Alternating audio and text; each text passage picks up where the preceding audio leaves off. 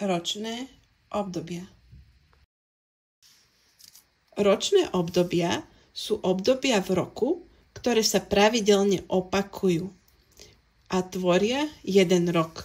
Sú charakteristické určitým typom počasia a od toho aj závisí, aké činnosti, aktivity, športy alebo aj obliekanie je typické pre dané obdobie. V miernom pásme, kde patríme aj my, rozlišujeme 4 ročné obdobia. Poďme si ich vymenovať. Prvá je jar. Druhé je leto. Tretia je jeseň. Štvrtá je zima. Vymenovali sme si 4 ročné obdobia, ktoré tvoria jeden rok. Poďme si teraz povedať, čo je typické pre jednotlivé ročné obdobia. Povedali sme, že začíname jarou. Mohli by sme povedať, že jar je určitý začiatok jedného roka alebo jedného cyklu, kde sa menia ročné obdobia. Pretože jarou všetko začína. Začína sa topiť sneh, začínajú kvitnúť kvetinky, začína sa všetko zobúdzať, začínajú sa rodiť mláďatka a tak by sme mohli povedať, že jar je jeden začiatok cyklu. Ideme sa teraz pozrieť, čo je pre jar ešte typické. Ako sme už povedali, na jar začína sa roztápať sneh. Začína byť aj teplejšie a preto začíname nosiť nejaké tenšie oblečenie, čiže rukavice, čiapku, šál a nejakú teplú zimnú bundu začíname odkladať a meniť za nejaký hrubší sveter alebo za nejaký ľahší kabátik, prší plášť alebo podobne. Ešte nie je úplne teplo na krátke rukávy, ale už začína byť teplejšie. Povedali sme, že na jar začína veľa kvetiniek a stromov kvitnúť. Prvými jarnými kvietkami sú snežienky. Ďalšími jarnými kvietkami sú napríklad tulipány, narcisy, hyacinty, zlatý dážď, orgovan a mnoho ďalších. A takisto začínajú kvitnúť stromy, ako je napríklad jabloň, čerešňa, hruška. Čiže mnoho záhrad a sadov môžete vidieť rozkvitnutých. Na jar začínajú kvietky nielen kvitnúť, ale aj rásť. Mnohé kvietky začínajú klíčiť zo svojho semiačka alebo z cibulky, alebo sadíme kvietky na záhrade, v sade, alebo aj u nás na balkóne v kvetinači doma. Jar je teda obdobie, kedy najviac času v záhrade alebo na balkóne trávime práve sadením kvietkov a rastlín. V niektorých ročných obdobiach máme aj významné dni alebo sviatky, ktoré sú spojené práve s týmto ročným obdobím. Na jar je to Veľká noc. Veľká noc je spojená s rôznymi zvykmi a tradíciami. O zvykoch a tradíciách, ktoré sú typické na Veľkú noc, sa porozprávame niekedy inokedy. Druhým ročným obdobím je leto. Pozrime sa teraz spolu, čo je typické pre toto obdobie. Leto je obdobie, ktoré máme všetci spojené so slnkom a s teplom. Je to obdobie v roku, ktoré je najteplejšie a najslnečnejšie. Väčšinou preto máme v lete najradšej dni strávené pri vode. Či už je to pri mori, bazéne, v akvaparku alebo pri jazere. Ak aj nemôžeme stráviť deň pri vode v plavkách, väčšinou si na seba oblečieme niečo veľmi ľahké. Tričko s krátkym rukávom, krátke nohavice alebo sukňa alebo letné šaty. Nesmieme tiež zabudnúť na horúce slnko, ktoré nám môže spôsobiť úpal a preto si k oblečeniu musíme vždy zobrať klobúk, šiltovku alebo nejakú šatku, ktorá nám bude pokrývať hlavu. A proti slnku aj slnečné okuliare. Obúvame sa vždy ľahko, väčšinou nosíme sandálky alebo nejaké ľahké plátnené tenisky. Leto sa nám tiež spája s dovolenkami. Či už je to dovolenka niekde pri vode alebo na horách, vždy sa na ňu tešíme. Leto sa nám tiež spája s letnými aktivitami a športami a je ich naozaj neúrekom. Tretím ročným obdobím je jeseň. Teraz sa spoločne pozrieme, aké veci sú typické na jeseň. Jeseň je obdobie, ktoré prichádza po lete, čiže z veľkých horúčav nastáva ochladenie. Určite ste už aj počuli, že niekto z dospelých povedal, že to je také typické jesenné počasie. Na jeseň častokrát prší a fúka vietor a takisto je aj chladnejšie. Takže takéto dni nám častokrát pripomínajú práve toto jesenné počasie. Vďaka vetru však deti môžu dobre púšťať šarkany. Na jeseň je teda chladnejšie a preto sa aj my musíme teplejšie obliecť. Určite sa nám bude hodiť nejaký ten sveter alebo možno čiapka alebo čelenka. Keďže často prší, určite využijeme gumáky a prší plášť. Jeseň sa nám spája aj so zberom úrody a vynobraním. Ovocie a zelenina sa buď uskladňujú alebo konzervujú.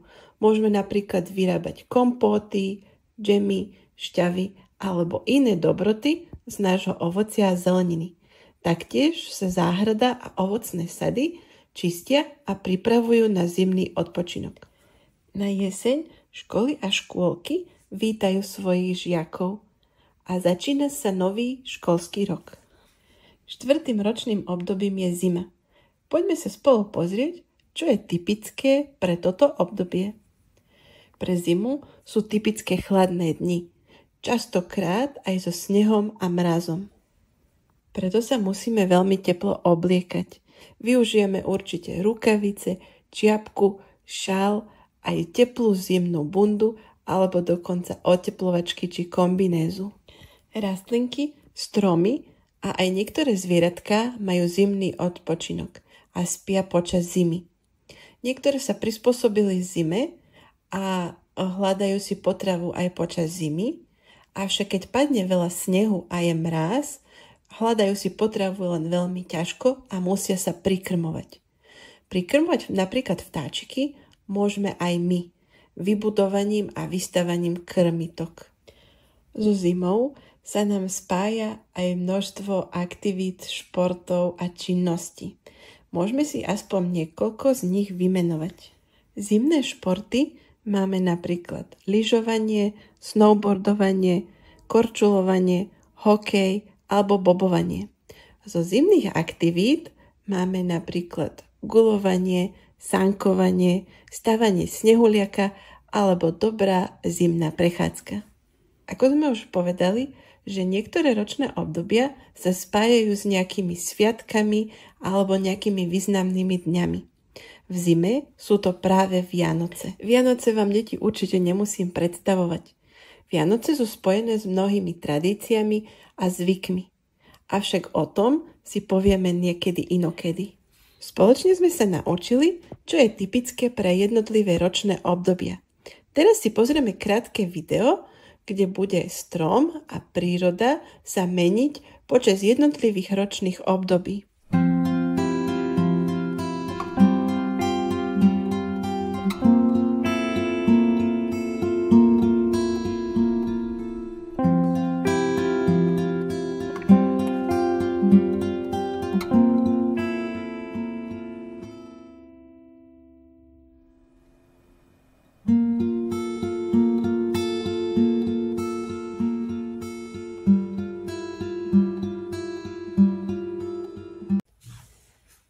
Tak povedali sme si niečo o ročných obdobiach a o tom, čo je pre nich typické.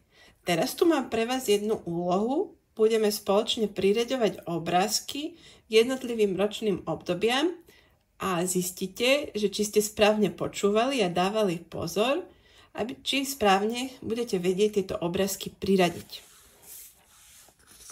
Takže máme tu jar, leto, jeseň a zimu. Tak, ku každému ročnému obdobiu máme 4 kartičky prichystané A budeme spoločne priraďovať. Čiže prvé máme snežienky. Snežienky sú prvé jarné kvietky. Výborne, priradíme ich ku jari. Máme tu jablčka. Jablčka sa najčastejšie zbierajú v ročnom období, ktoré sa volá jeseň. Správne. Teraz toto budete určite všetci vedieť. Padajúce listy. Padajúce listy sú typické pre ročné obdobie, ktoré sa volá jeseň. Máme tekvice. Tekvice sú takisto plodiny, ktoré sa berú na jeseň. Potom tu máme slnečník. Keď je veľa slniečka, treba sa pred ním ukryť a najviac slnečka máme v lete. Preto sedíme pod slnečníkom. Zmrzlina, to je tiež veľmi jednoduché. Tá patrí k ročnému obdobiu leto. Ďalej tu máme džemík. Džemiky sa robia väčšinou z úrody, ktorá sa dopestuje v záhrade a tá úroda sa berie na jeseň, čiže džemík patrí takisto k jeseni. Kuriatka, keď ste správne počúvali, budete vedieť, že jarou sa začína taký kolobeh života alebo kolobeh celého roku a práve najčastejšie sa mláďatka vyliahnú z vajíčka alebo teda rodia na jar. Teraz tu máme spiaceho medveďa. Určite všetci dobre vieme, že medvedi spia zimným spánkom. Takže je to kartička, ktorá patrí ku zime. Potom tu máme perniček s vločkou, ktorá charakterizuje sneh. A sneh je samozrejme zima. Ďalej tu máme sánky. Sánky sú veľmi jednoduché a patria taktiež ku zime. Korčule.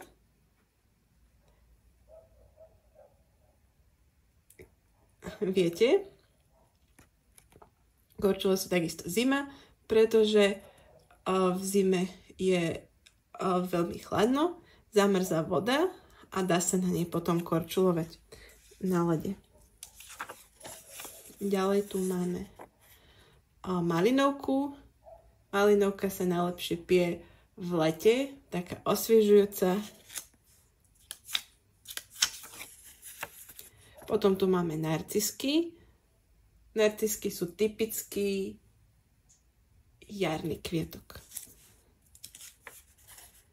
Potom tu máme klobúk. Klobúk najčastejšie používame ako ochrana pred slnkom a znova najviac slnka máme práve v lete. A posledný obrázok, tu máme dvoch ľudí, ako sadia kvietky.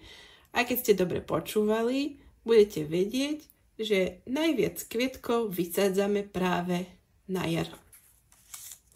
Takže spoločne sme priradili jednotlivé kartičky, dozvedeli sme sa znovu, čo to o ročných obdobiach a teraz ideme niečo spolu majstrovať. Dnes si spoločne vyrobíme takýto strom v 4 ročných obdobiach.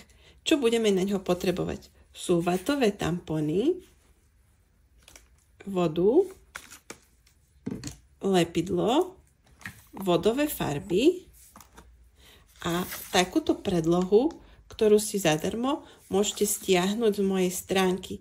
Stačí pozrieť link pod videom. Teraz si pustíme krátke video, v ktorom nájdete postup, ako vyrobiť takýto strom.